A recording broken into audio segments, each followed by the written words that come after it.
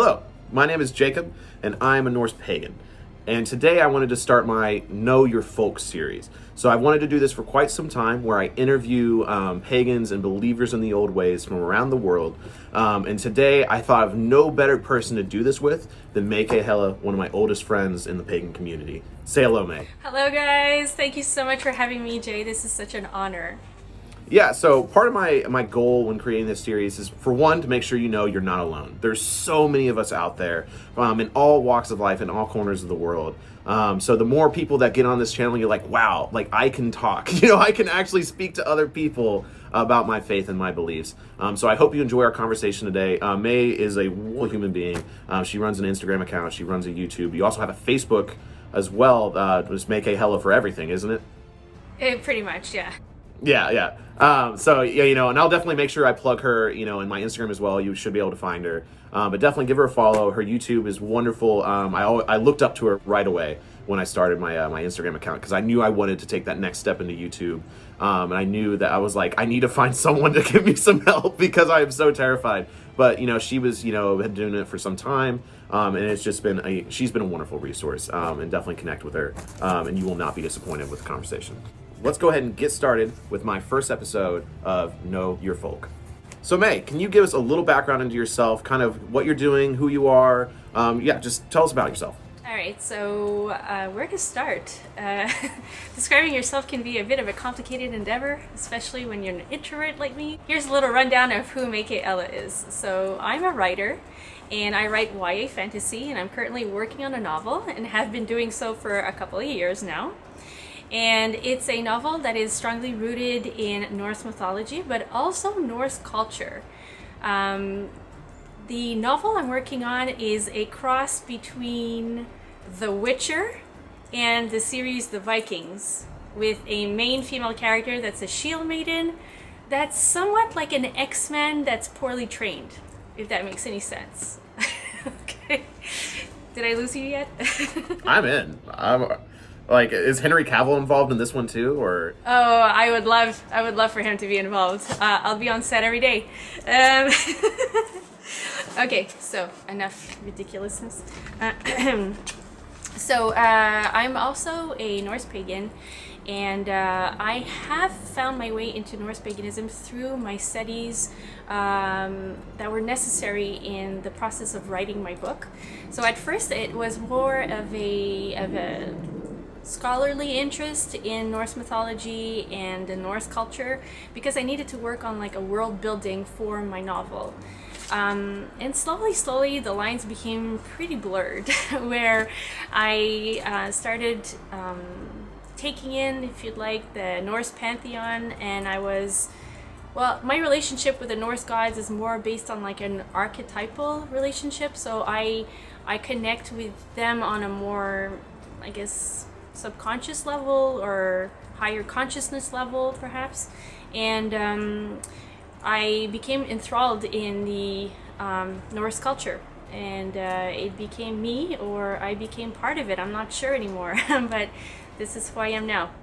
So what do you love most about this community? I noticed right away that you're very crafty, which is something I'm definitely not. So if you could just tell us a little bit more about how you see this craftsman role within the Norse faith. I think Norse pagans in general tend to be inclined to crafting things, because working with organic materials such as, let's say, wood or rocks or metal is definitely something that's part of the current pagan culture.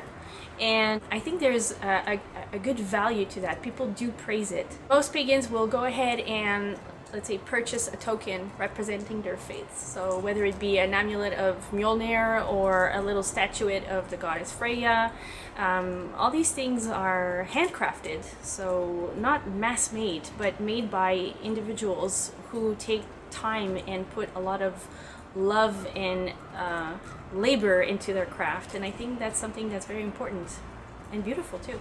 What first led you to starting a YouTube channel? Okay, so I'm a very creative person, and I need like an outlet to let all this creativity flow. I do craft jewelry, let's say. I am a writer, that's another form of art, although it's more akin to torture than art. But I also enjoy painting, I enjoy making clothes or cooking. And I said, you know what, why not take some time and share this with the pagan community? Because, again, being alone in my interests, being able to connect with people across the world who have similar interests just makes me feel that much more part of something greater than myself. So that's one of the reasons why I started a YouTube channel, just to be able to bridge across to people that had similar interests. Now I'd like to use my YouTube channel to be able to boost people with similar interests. So that's why I'm working on a series called Skull, of which Jacob is my first guest.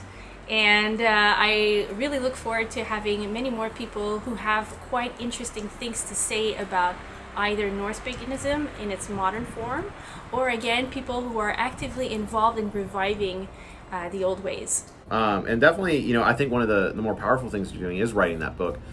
Just because, there isn't a lot of people that are very open with their faith and then formally putting it down in a book, especially in a fantasy. Like, that's a very niche market, which I think is awesome, because I think so many people are going to really adhere to that, because so many of us love the Witcher series, so many of us love Lord of the Rings, and I definitely, when I hear that there's a pagan attachment to that, I'm so excited. So how do you think you're going to bring those pagan elements within the book itself? Well, the way that it comes through, actually, it's woven so deeply into the story that it's not even like an effort to make. So the characters are pagan, their system of beliefs are pagan, the way they offer blood is pagan, the gods, the statues in the temples, the shrines that they visit, the gods they pray to, everything is done within the Norse pagan perspective. So it's just very organically folded into the story. Because of their system of beliefs, because of what they do and how they act and how they give offerings, it's one of the catalysts that will propel the story forward, because something happens during a plot. So what do you think is the future of this book? Do you want, is this like a one-off series thing, or are you wanting to do a series, or perhaps just more books in this genre in the future? So if I had it my way, this book would be part of a series of 3 books. It would be a trilogy. But I don't have it my way, and I'm actually pursuing a more traditional path towards publication. So I'm currently in the process of revising this book, and later on will be seeking representation with an agent and hopefully striking a publishing deal. And if that doesn't work out, then I don't know. I will consider it at that point. But one thing's for sure is that I hope the market is willing to go down this path, and I hope there is a home waiting for this kind of literature down the line. I definitely think there will be. We're just seeing it every day. There's more and more people interested in this stuff, and I think this is going to be a great gateway for people. Knowing that this isn't a taboo is going to be so important for people. One thing I did want to ask is, what are some of your influences as far as your writing influences? Okay, some of my influences for doing some research into the Norse mythology, Norse lore, is obviously Dr. Peter Jackson. No. Peter Jackson Crawford! That's awesome. That's awesome. We should form them together. We will make a superhuman. Okay, let's do that again. Okay, some of my influences for writing have to do with people that I look up to, and one of them is Dr. Jackson Crawford for anything that's Norse related. Some of my favorite authors include Jay Kristoff, Victoria Schwab, Lee Bardugo, which are all so awesome, and of course the King of Kings, Stephen King himself. Yes. Some other influences that I have to do with the movies that fostered my childhood. So we're talking about like hardcore 80s fantasies. Some of my favorite movies include Willow and The Dark Crystal and The Never Ending Story, and of course Lord of the Rings and the Star Wars. 4, 5, 6, I would say. The rest, okay. Looking at the aesthetics of, for example, the Viking series or The Last Kingdom, to get like a bit of inspiration as to like the kind of breastplates that people wore and the kind of gear and equipment and ships and whatnot. So this is all like the stuff that I kind of like to distill the goodness of and include into my writing. Yeah, to kind of change the tone a little bit here, So I live here in the United States. You live in Canada, but we're all still part of this like North American like pagan community. So what would you like to see happen in the like in Canada specifically, and even beyond within the community?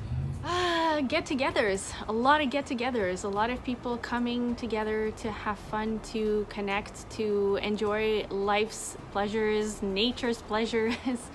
I'd love to see like a way to kind of foster our kids into adopting like similar values. I don't like the idea of having anything that's too regimented or something that's given in a kind of like school-like environment.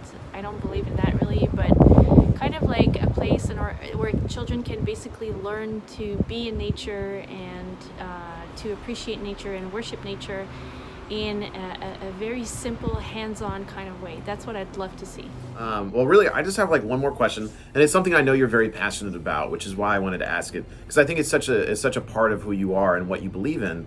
So there's a lot of fear and hate out there, in all walks of life, but in particular in this community, it's out there as well. So I know a lot of people when they come to this faith.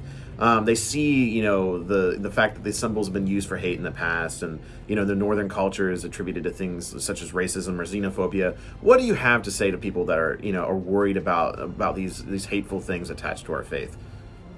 Well, the first thing is that you don't deny it, but you acknowledge it because it is there, and there's no sense in pretending that it isn't. But the thing that you have to remember is that hate is a human emotion which is present. It transcends like all cultures and all ethnicities and all races, and unfortunately it is part of the baggage that comes with being a human. It is an extremely nihilistic emotion which serves no greater purpose, and it is oftentimes it's rooted in pure ignorance. So I would strongly encourage people to speak up against any hate messages that they come across. I would also encourage people to not be afraid to address these issues and to offer a different perspective to those who are curious, or those who might misunderstand or misinterpret some of the symbols that Norse pagans use in a very specific way. And most of all, what's really important to remember is to keep on educating yourself, not to be complacent with what you know, but constantly be on the lookout to educate yourself and to question your own system of beliefs, in the sense that don't necessarily hear someone speak out on a certain topic and just take it for granted that what they say is true, but rather be that person who questions, who confronts, or rather who internalizes and processes all this kind of information, so that you can make your own opinion about the different things out there. Yeah, completely. I think that's a great way to end it, just because I feel like the reason we're creating these series is because it's not just about us. It's not just about one person's perspective. We're a community, we're a tribe. We don't follow one guru, and I think that's one thing that Dr. Jackson Crawford is really against. He always says the self-proclaimed gurus. And we're both against that. We're both this idea that the one person knows everything, because we don't. We're here to get different perspectives. We're here to hear everyone's journeys, and so that's why I think you created your Skull series, which I know I'm going to be on as your first episode. So if you're looking for that, if you're looking for my interview, go to May's YouTube channel, May Kehela, and check out my interview with her. Her interview with me. And and that's why I created this Get to Know Your Folk series, because this is about community. It's about getting together and sharing information and sharing our lives together. But I think that's all the time we have. Thank you, May. You've been a wonderful guest. And thank you, everyone that's joining in. So please check her out. And until the hall, Skull. And to everybody out there, thank you so much for spending some time with us. And I look forward to meeting you all. Hope to meet you guys soon.